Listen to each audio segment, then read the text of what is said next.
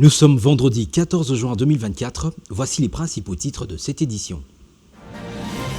24 heures après sa nomination en qualité de directeur de cabinet du chef de l'État, Anthony Kinzo a été installé dans ses bureaux du Palais de la Nation ce vendredi matin au cours d'une cérémonie de remise-reprise avec son prédécesseur Guilain Nyembo.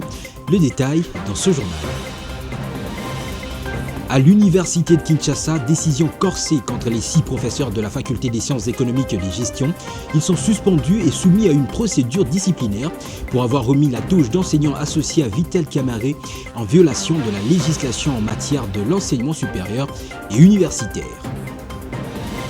Et à l'éducation nationale, c'est la clôture du test national de sélection et d'orientation scolaire et professionnelle sur l'ensemble du territoire national.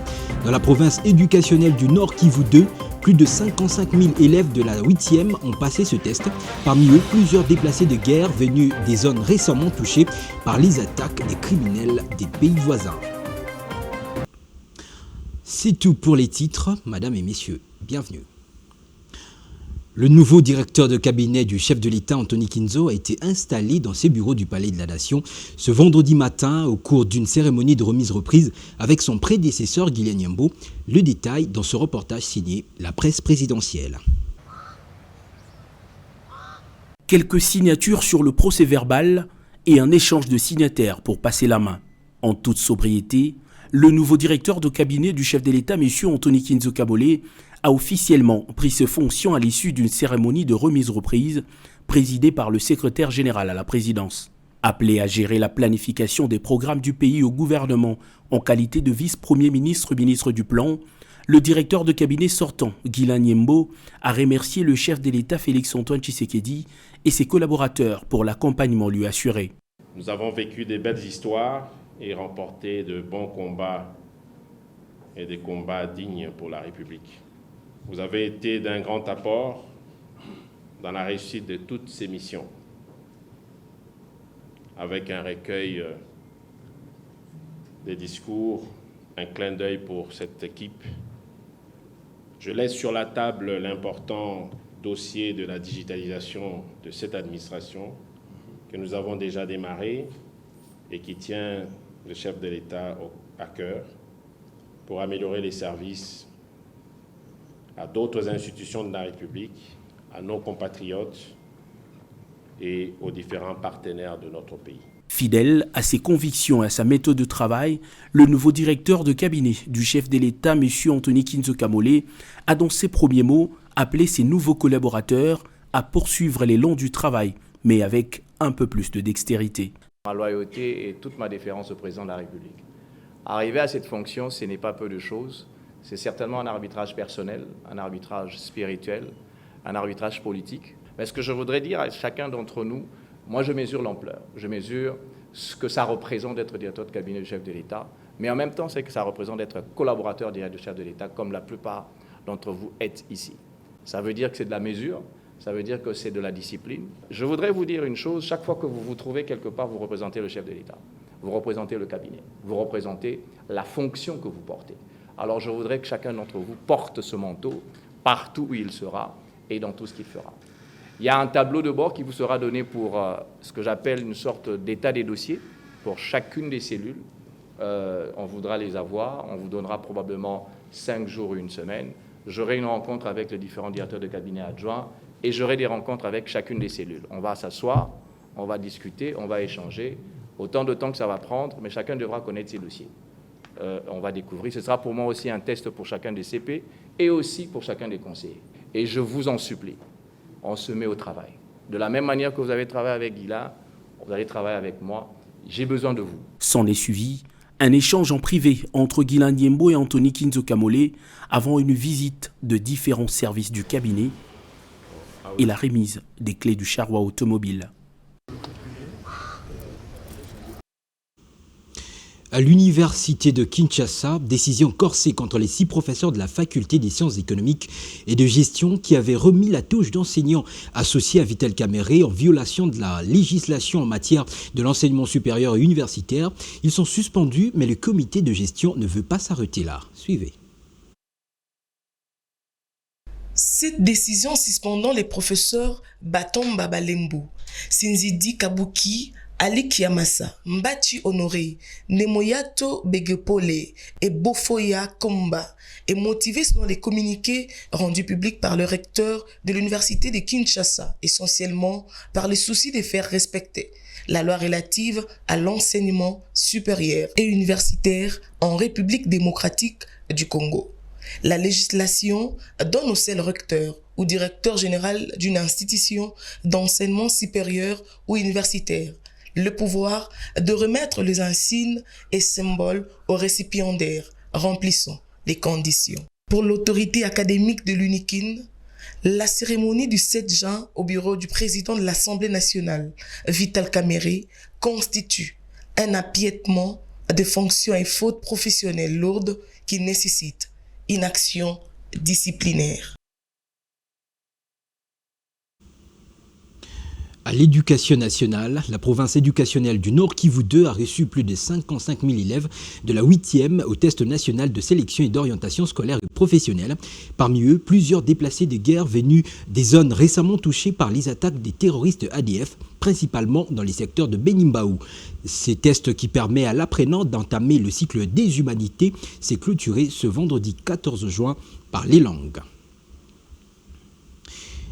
L'intérêt suscité par la campagne contre la délinquance médiatique dans les réseaux sociaux lancée par le CESAC a été une occasion pour le premier vice-président de l'Assemblée nationale, Jean-Claude Tshilombayi, d'appeler à la nécessité d'une action urgente contre ce mal en constante progression.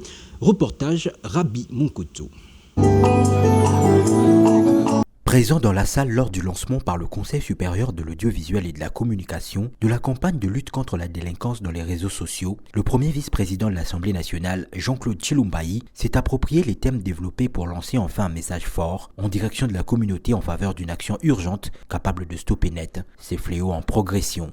Comme parlementaire, je suis sérieusement ouvert à l'idée que s'il y a des réformes qui encourageraient le contrôle suffisant, pas de la liberté de la presse, mais de la pratique des méthodes de pratique médiatique pour que, en même temps que les journalistes doivent faire ce travail en toute liberté et que cette liberté se doit d'être sacrée, en même temps que nous, peuple congolais, nous qui sommes parfois victimes de ce travail lorsqu'il est mal pratiqué, nous retrouvions notre place dans la société. Il en va ainsi de principes qui doivent cohabiter, la liberté de la presse, le secret de sources d'information pour les journalistes, mais aussi les limites en ce qui concerne le sacré. Tout en saluant l'initiative du CESAC, Jean-Claude Tshilombayi en appelle ainsi à une étroite collaboration entre les médias, les autorités, les entreprises de télécommunications, les entreprises de technologie et la société civile pour relever ce défi. Tout en saluant l'initiative du CESAC, Jean-Claude Tshilombayi en appelle ainsi à une étroite collaboration entre les médias, les autorités, les entreprises des technologies et la société civile pour relever ce défi complexe de la lutte contre la délinquance dans les réseaux sociaux.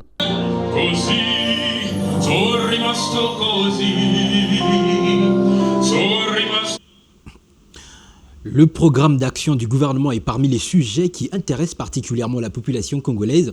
Par ces temps qui courent durs, il est chiffré à 92,5 milliards de dollars pour 5 ans, soit 18,4 milliards de dollars par an. Mais comment les Kinois réagissent-ils à ce programme et quelles sont leurs attentes?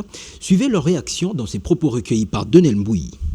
À mon avis, on doit déjà s'attendre à rien par rapport à ce gouvernement de Judith Touloukasumwena, parce que déjà on s'attendait à un nombre un peu réduit par rapport à ce qu'on avait vu avec Jean-Michel Samaloukounde, avec les autres ministres. Donc si on essaye de voir la liste, le nombre de ministres, c'est à 53, 54 comme ça. Déjà, il faut s'attendre dans des dépassements budgétaires par rapport à leur pays. Ici, on essaie aussi de voir le temps qui nous reste. Dans la législature du président de la République, Félix Antoine Tshisekedi, dans le 4 ans qui nous reste, et il y a une année qu'on va tenter à organiser les élections. Donc la population congolaise doit s'attendre à rien à ces gouvernements de Judith Touloukasumwena. Les problèmes de la RDC, tout le monde connaît, c'est le social congolais. Donc le gouvernement doit vraiment s'y mettre comme proposition, c'est-à-dire le produit de première nécessité doivent baisser les prix. Mais malheureusement au Congo, lorsque les choses là où il y a la hausse des prix, en RDC, il n'y a plus de baisse des prix. Donc, ce qui est le remarqué, c'est quelqu'un qui colo et qui t'a rassouté. Vous voyez un peu. Donc, c'est là, quand on réfléchit à ça, on se demande est-ce que vraiment les produits de première nécessité vont baisser. Donc, c'est la chose qu'ils doivent insister. Ils doivent baisser les prix des produits de première nécessité parce qu'aujourd'hui, vraiment, en RDC, c'est très compliqué. La deuxième des choses, c'est le transport. Les transports posent vraiment un véritable problème à nous, citoyens congolais. On ne sait plus se déplacer. Quand peut-être tu peux avoir 5 000 francs, mais tu ne sais pas arriver ici en ville.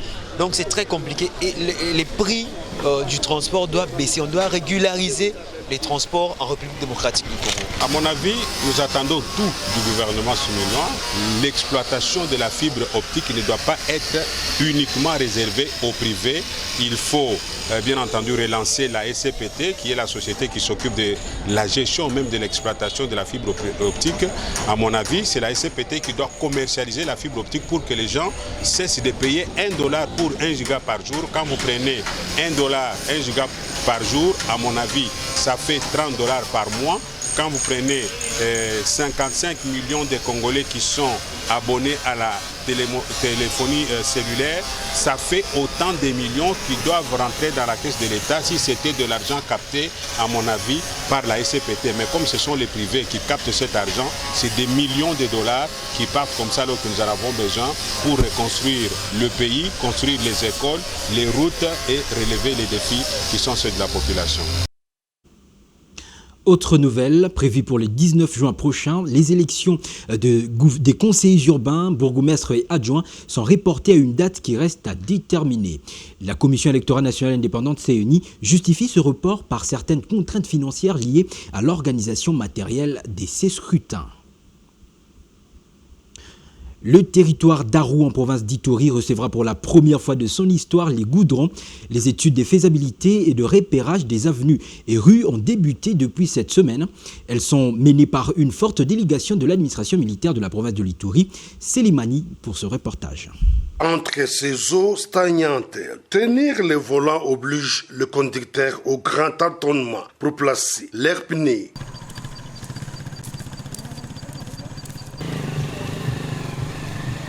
Rouler ici à 30 à l'heure, c'est s'exposer, motif de plus pour l'administration militaire de l'Ituri de se lancer dans la réhabilitation de ces tronçons, tous ces travaux d'inspection.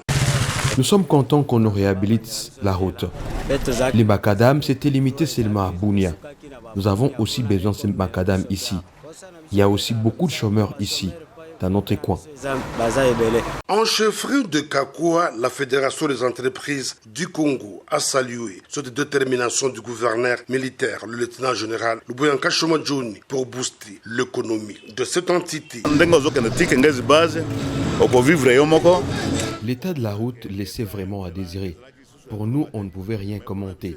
Si on était devant l'écran, je serais en train de sautiller. Tout ce que nous avons besoin, que ce soit une réalité, mais pas un rêve. Le chef de la chefferie de Kakwa était également le plus erré. Nous sommes satisfaits parce que nous savons que ça sera une réalité pour nous.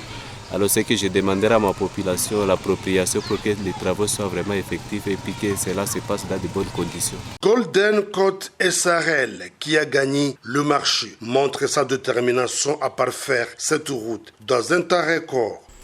En fait, premièrement, il faut remercier notre gouvernement parce qu'il a parfaitement rempli son devoir de vouloir sécuriser son peuple et aussi de bien vouloir garantir l'intégrité.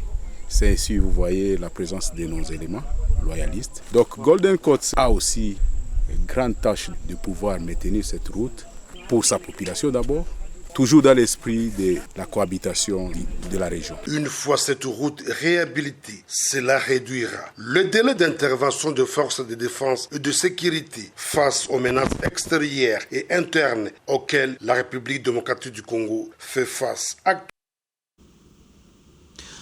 Plus de 300 000 enfants travaillent dans les sites miniers artisanaux dans la province du Lualaba. Ces statistiques de l'agence onisienne pour la protection de l'enfant UNICEF ont été données au deuxième jour de la 19e édition RDC Mining qui se tient à Lubumbashi.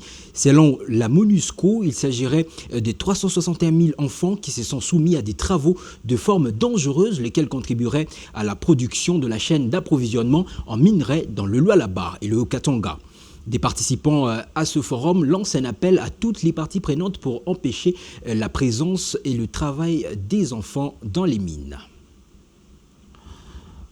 Au-delà de nos frontières, en Afrique du Sud précisément, le Congrès national africain ANC, privé de la majorité absolue par les élections législatives de mai dernier, a annoncé hier jeudi dans la soirée avoir conclu un accord avec plusieurs partis de l'opposition en vue de former un gouvernement, un jour avant la première session du nouveau Parlement. Cet accord permet au président Ramaphosa d'être reconduit pour un second mandat. C'est la fin de ce journal. Revoici ses grandes lignes. Le nouveau directeur de cabinet du chef de l'État, Anthony Kinzo, a été installé dans ses bureaux du Palais de la Nation ce vendredi matin au cours d'une cérémonie de remise-reprise avec son prédécesseur Guy Nyembo. À l'université de Kinshasa, décision corsée contre les 6 professeurs de la faculté des sciences économiques et de gestion. Ils sont suspendus et soumis à une procédure disciplinaire pour avoir remis la touche d'enseignants associés à Vital Kamerhe en violation de la législation en matière de l'enseignement supérieur et universitaire. Et à l'éducation nationale, c'est la clôture du test national de sélection et d'orientation scolaire et professionnelle sur l'ensemble du territoire national. Dans la province éducationnelle du Nord Kivu 2, plus de 55 000 élèves de la 8e année ont passé ce test. Parmi eux, plusieurs déplacés de guerre venus des zones récemment touchées par les attaques des criminels des pays voisins. Ce journal est complètement terminé. Madame, Messieurs, merci de l'avoir suivi. L'information reste en continu sur le www.congo26tv.net. Bonne fin de semaine chez vous. Au revoir.